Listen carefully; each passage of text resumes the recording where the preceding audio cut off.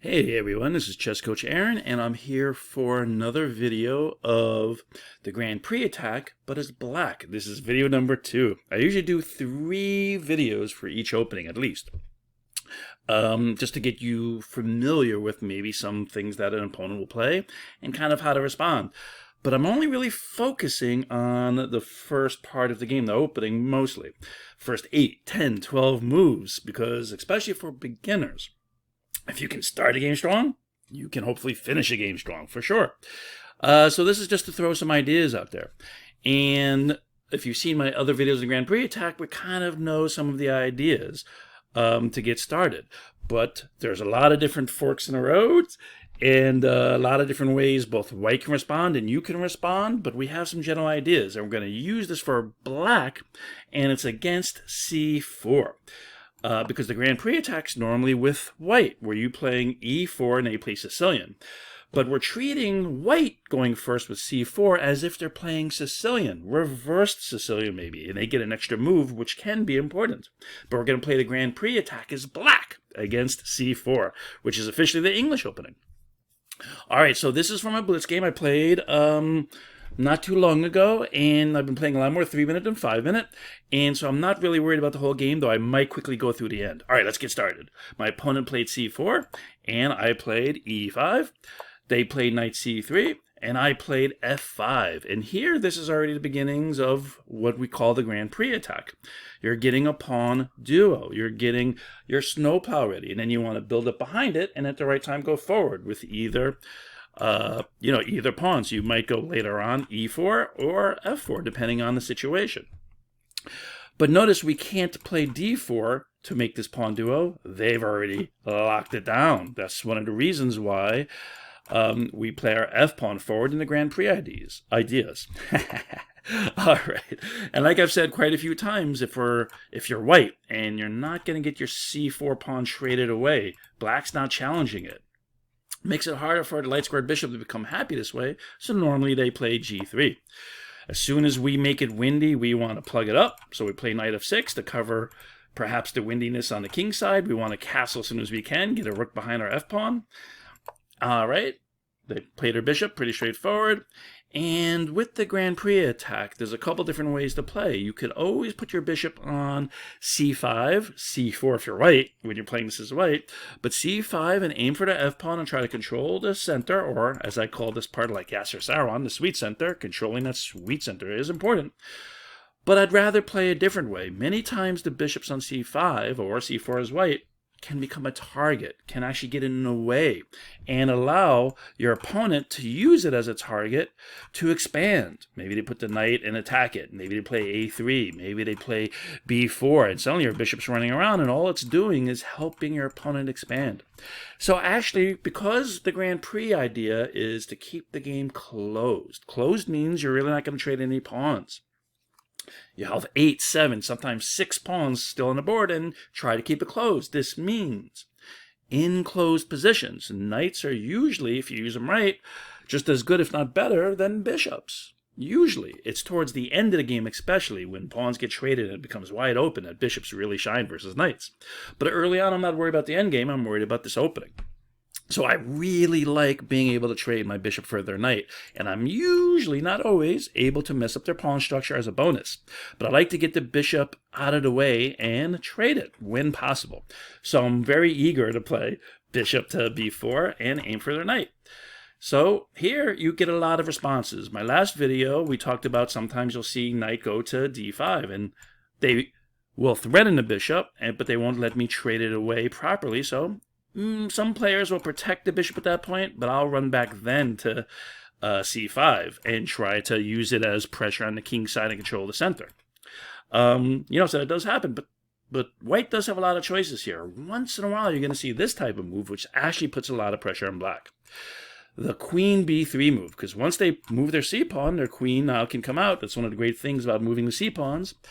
It attacks the bishop, protects the knight, but just as importantly, because they've played this dragon-style fianchettoed light squared bishop, it puts a lot of pressure on the light squares, on this, b7 light squared pawn, and the queen can aim through this diagonal, putting a lot of pressure on black. So they are really emphasizing the light squares that they control. And pretty much, you just have to be careful. And yes, this can look a little scary, but at the same time, because we already have this strong pawn duo, whenever we can go forward and play e4, shutting out this bishop, it does take away a lot of the pressure. And then we only have to worry about really the queen being on the side of the board, and usually your smaller pieces can handle the queen. All right, but you have some choices now. Your bishop's under attack. You could try to move your knight and protect, but of course that might be losing already, right? Or at least not the kind of complications you want to play right away. Some players do like to move their a pawn forward. That'll protect it, make them work a little harder. Maybe they'll chase the bishop and then you take. Whoops. But in this situation, I'm just moving my bishop to b4 in the first place, and I know I'm going to trade it. And pretty much I do it as soon as possible, even if I don't wreck their pawn structure, because they can take with the queen. So in this game, they did take with their b pawn, which makes a lot of sense, right? Goes towards the center, supports expansion there, keeps the queen and the bishop working together, aiming for my b pawn. Now it also opens up the bishop. The bishop has a diagonal, can go and kind of aim for the black pieces already. And with this open b file, the queen's already on it, open for white that is, they can throw a rook behind it and get some more pressure over here. But truthfully, if you're going to play your queen, I know you have a lot of pressure. I actually think that queen takes on c3 might actually be best. You keep the pawn structure strong. You're putting a little pressure on black. And this does make a lot of sense because the queen on c3 will actually help attack the center at the right time also. And it's already putting pressure on the center. And white has very fine pawn structure. So even though there's pressure on the b pawn, right, after they take here, I actually think for myself, I think taking with the queen makes a lot more sense. And after if you take with the queen, well, you got to protect that pawn. Again, knight up will protect it, but you don't want any tricks. Even though this bishop is very important, they have yet to castle that way. So they can do shenanigans like bishop takes on c6 and queen takes the e-pawn with check. And they can still castle long if they want to. So why even go through that? So I would play d6. And just to show you, they could do this early. They probably won't, but they might. And they could play d4, which I'm not worried about, in the Grand Prix style, where I get my e and f pawns working together. You try not to go forward with them until you're prepared. King safe, rook's communicating, your piece is ready to work with the snowplow going forward. But there are many times white will put pressure on it, and you kind of have to respond. You have to move a pawn. Usually. So if they attack, then now they have, with d4, if they attack our e-pawn, they now have a mini battery, queen behind the pawn, and they have two attackers. We only have one defender. So here you actually can play your queen up. And this makes some sense if you don't want to move your snowplow. You're now protecting it, and you can put the queen on this line, and now you can still castle. So this makes a lot of sense, and some players play it this way. And there's nothing wrong with it. Once in a while, I'll even play this way. But you are taking a square away from this knight in emergencies if they go forward.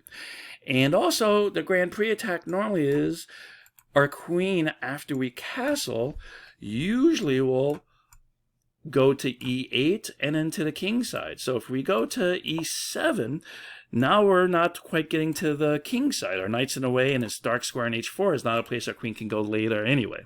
So there are some good things about putting the queen here, and there's some bad things. Normally, though, like I was saying, when they put pressure on our snowplow, sometimes I'll just, all right, go forward. And I kind of like going forward to e4 in this type of position because once they move their d-pawn forward, can't go backwards, right? Can't attack our e-pawn, and now we're trying to make this bishop really not happy. Now, the knight kind of still has places to go, so it doesn't really shut out the knight. Right, they could put the pawn on e3, and the knight could even go to e2 and come out this way also. So it doesn't really shut out the knight. The point of this, though, is to kind of make the bishop sad, and if they move the f-pawn to try to trade or attack our center, and after we've castled, our rook is going to use that f-line, so I'm not really worried about them moving their pawn to f3 and then kind of trade here. That takes a couple moves to begin with, and by then, usually we have our setup or something like our setup. So we'll be using the open lines just as much as white, if not more. So I kind of like this pawn being here. Can do a lot of good stuff. And that's only if they attack the center. All right, let's get to a couple more moves of what happened in the game. They actually took with the B pawn, boop. And this does put a lot of pressure, so now I have to protect the B pawn or do something about it. And developing is very normal, and this blocks the bishop from reaching the B pawn. But now I haven't had time, and here's where the extra move for white kind of makes some difference. I haven't had time to play an E6 and kind of stop their F pawn from going forward. I doubled their F pawns, but if they play something like C5, which is what was played, they immediately can undouble their pawns. I have to move my D pawn forward. I mean, there's no way around this, really. Pretty much, this also, because the queen is here, is making it much more difficult for me to castle. But I'm really not worried about it by itself, because my D pawn will go forward. If it's on D5, that alone will block it, right? And even if it goes to D6 and we do a trade, I can do queen to E7, bishop to E6 with tempo, and castle, and I'm still controlling a lot of the center, so I'm not worried about it. Notice, they still have yet to castle, so if I can crash through the center, I'll be doing okay. All right, let's play a couple more moves, and I did play D6, and it undoubles their pawns, but I still have a very strong center. They captured, I captured back, and they're putting pressure on my center. But I need to get my bishop to E6, and I'm not really worried about this pawn. How are they going to add more attackers on E6? So I put my queen into a pin. You don't see that too often. But this is kind of important because I'm protecting the B pawn, and now I'm ready to play bishop to E6. Now notice, a moment ago I was talking about moving the pawn forward to E5 and blocking the queen, but now with this bishop here, that's not a good idea. I still won't be able to castle. So I put the queen here, and I'm not really worried immediately about all the pressure they're going to have. They could put the rook on B1. They still have the light squared bishop. And I say that because who actually controls E4? And at the right time, I'm going to go to E4 with a pawn, totally shutting this bishop out from the queen side. Once E4 is played and the bishop shut out, the pressure kind of goes away. Now, there is still some pressure, but it's not the same. Again, after I shut out their bishop with E4, now B6 is a real move. I can always play knight to A5. There is no B pawn from white to attack that knight. And once I play knight A5, I'm covering these squares, attacking the queen, covering the squares. Notice all the light squares are covered. The queen will have to leave this diagonal. So even if I don't play bishop to E6, after I shut out their bishop, B6 and knight A5, and then I'll still be able to castle. And I still will have great control on the center, which is really also one of the ideas of the Grand Prix attack. So I'm not really worried about their pressure. And once I castle, if they haven't castled, I think black would actually be a little bit better. So now they played D3, and not a bad move, but I actually expected them, like we were talking about, to play rook b1, and then I played my e4 move. This is actually what I was thinking about during the game. But they didn't. They played d3, which means they know I'm going to be playing e4 at some point. And I still can do it at the right time, so this doesn't really stop me, and I'm not getting closer to castling. All right, let's get a couple more moves in. All right, so they played d3. I get my bishop e6 in now, and notice my b pawn is protected, and now I'm castling, and everything's totally fine. They have to get the queen out of the way, and now they have two attackers on my c6 knight. But let's be honest. If you're black, are you really worried about losing a pawn in this position? If they give up their light squared bishop, I'll give away a pawn to make them lose that dragon bishop. Every game, I don't mind that. So I'm not even worried about that knight or the pawn. So of course I castle, and now I already really like black's game. There is this situation, though, where my queen is pinned, but I'm going to be going forward. They better get their king out of the center. And if I'm not going with e4, later on I can also go with f4. And once I get my king off of here, perhaps make sure everything is safe, I mean, I can just go forward with my normal kind of Grand Prix ideas. All right, notice I can also play rook here, protecting this pawn. At the right time, I can go forward, so I'm not worried about this pawn by itself. I mean, this is a black's totally fine here. If anything, we're ahead in development now. So now, if you're behind in development and king safety, should white worry about positional play? They're trying to lock down these light squares, perhaps. Maybe even take away this square from the knight, because there are some kind of cool ideas to play knight to d5, attacking the c pawn, maybe moving the f pawn forward. And I really like black's position, but does white really have time for this? No. C4, I think, is a big mistake. And this is about as far as we'll go in the video. But I will show a couple other choices that white could have played. Number one is simply get the knight to f3 out of the way. But I would just go forward and notice, because I'm ahead in development and they haven't castled, I'm doing this with tempo. All right, let's say what would happen. Knight jumps out of the way. I take this pawn. And notice the king in the center. And already, black's doing very well. We've won a pawn, and there are some situations here, right? They have a lot of attackers. I'm not worried about that yet because of their king still being in the center. But the second they castle, boop. Now I can take on e2. I can take this knight, and black's doing fine here. Mixing it up, but doing fine. All right, so they could have played knight f3 so they could try to castle, right? But what about knight h3? That's also very interesting. Again, now if I go forward, it gives them this square for the knight. And on h3, it actually fights on f5, in case I want to do f5 later. But this position really is probably much more of an e4 rather. Notice I'm talking like I'm white, I'm black. An e4 position for black, because this pressure over here is somewhat strong, and they still can put more pressure on the b line. All right, so they could have done knight h3, and black has a lot of choices. And once I go through these choices, we'll be done with the opening. And I could have played e4, which is still not bad at all. Maybe followed by knight d5, putting pressure over here again. But notice they have these two spots for the knight, right? Both f4 and g5, and after they castle. So that is one choice. Here, though, instead you could also play h6 and keep the pawn in e5, covering f4. And by playing h6, you're covering this square. You're trying to make the knight not happy. So this is a different idea. You can try to do that and then unpin yourself in the center and go forward at the right time. I'm not afraid to move my g-pawn forward at the right time, too, in a lot of these Grand Prix games. Finally, you can just move your king over if you want to get it off this diagonal so there's no checks. That also makes some sense. And then finally, this might be the most fun. I've been talking about knight d5, but you could do this right away, right? So if they go knight to the corner, and they're trying to castle. Suddenly we do this with tempo because they wasted a couple moves. And let's say they get the c-pawn out of the way. Now I transfer it to the queen side, which I don't always like to do. Take a king side piece and move it to the queen side, especially if I'm going to expand there. But there's a good reason for it. I'm doing it with tempo. And with their knight on h3, if I can get in f4 before they can stop me, I'm actually doing wonderful. For example, I've attacked their queen. The queen needs to run away. Let's just put it on d1 for fun, and we go forward. Suddenly, I love black's position. We have a lot of things going on here which are very positive. And once they go forward with their c-pawn, my other knight now has a great place to go to also. So this would have been interesting. But they played c4, and I'll just run through the moves real quick so you can see kind of what's happening, because now I'm crashing through the center.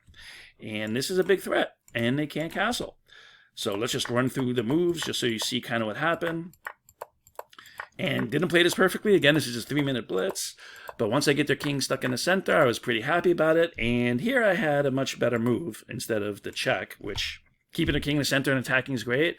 But I should have spent a little time. I still had some more time, but I was trying to go faster so my opponent didn't have so much time to think. Taking the bishop on c5 actually just wins now. If they take back, for example, capture c5, I check. And notice I'm attacking this rook, and queen here just loses to the fork. And that's what happens when the king's stuck in the center. So I could have just won a piece right here. Should have won a piece, but I keep attacking that king. And notice this is a great position, and once the king is here and I play queen g4, basically the game is totally over. There's nowhere for the king to hide, and it's just a cleanup job here. So this was a very short game. And again, 3 minutes blitz, and the games can go very quick and a lot of fun, but it's not really the end of the game that's important. It is the opening. And once in a while, you'll see an early queen for white come out to b3. And I'm not afraid to trade my bishop for a knight when I keep the positions closed. So I hope maybe this helped you see a little bit what you can do with the Grand Prix attack, but as black against c4. And let's get one quick joke in and we'll be done. Why did the egg go visit the doctor? Well, some eggs like to play chess. They're not famous for being good at chess, though. And many doctors are good chess players, so maybe the egg wanted to learn some chess. But that's actually not the answer. The egg went to go see the doctor because the egg thought it was cracking up. All right, guys, this is Chess Coach Aaron out. Peace.